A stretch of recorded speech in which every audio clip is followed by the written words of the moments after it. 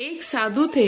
उनका न कोई आश्रम, न धर्मशाला, न कोई ठिकाना। जहाँ रात होती वही ठहर जाते और भिक्षा से जो मिलता भगवान को भोग लगाते। वृंदावन की दो गोपियां जिन्होंने कभी भगवान के दर्शन नहीं किए, न कभी मंदिर गई, प्रातः धती मक्खन गागर में भरकर ले जाती, बेचती और अपनी गृहस्थिति में मगन रहती। दोनों गोपियों ने यह सुन रखा था कि साधु संतों के पास झोली में भगवान रहते हैं। एक दिन दोनों अपना धती बेचकर यमुना के निकट आई। वहां देखा कि एक साधु अपनी झोली रखकर संध्या वंदन हेतु स्नान करने गए हैं।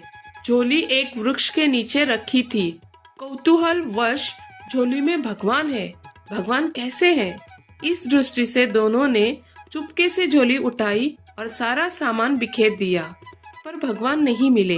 तभी उनकी नजर एक डिब्बे पर पड़ी। डिब्बा खोला तो देखा कि लड्डू गोपाल डिब्बे में बंद है। एक सखी बोली, यही भगवान है। दूसरी बोली, कितनी निर्दयी है ये सन्यासी, भगवान को बंद करके रखा है। पहली सखी, देखो बेचारे भगवान के हाथ पैर सब टेढ़े हो गए हैं। दूसरी, बेचारे बंजो रहते हैं, हाथ पैर हिलाने की जगह भी नहीं है। अब दोनों ने लड्डू गोपाल को उठाया और बोली, भगवान जी अब परेशान न हो, अपने हाथ पैर सीधे कर लो और हम दही खिलाते हैं, खा लो, भूखे भी होंगे। दोनों ने भगवान की मूर्ति को सीधा करना शुरू किया। भगवान को भी उनकी सरलता पर आनंद आ रहा था। वह भी मुस्कुरा रहे थे। जब वे थक गई लेकिन हारी नहीं तो भगवान को हारना पड़ा। लड्डू गोपाल की मूर्ति सीधी हो गई। भगवान सीधे खड़े हो गए। दोनों ने भगवान को नहलाया और दही खिलाया। फिर बोली, अब लेटो आराम से। वह सीधी मूर्ति डब्बे में नहीं जा रही थी। तब तक वहाँ महात्मा जी आ गए। दोनों डरकर भागी। महात्मा जी ने सोचा कि कुछ लेकर भागी है। वो उनके पीछे दौड़े लेकिन उन तक पहुँच नहीं पाए। लौटकर झोली को देखा तो आश्चर्यचकित रह गए। भगवान लड्डू गोपाल खड़े हंस रहे थे।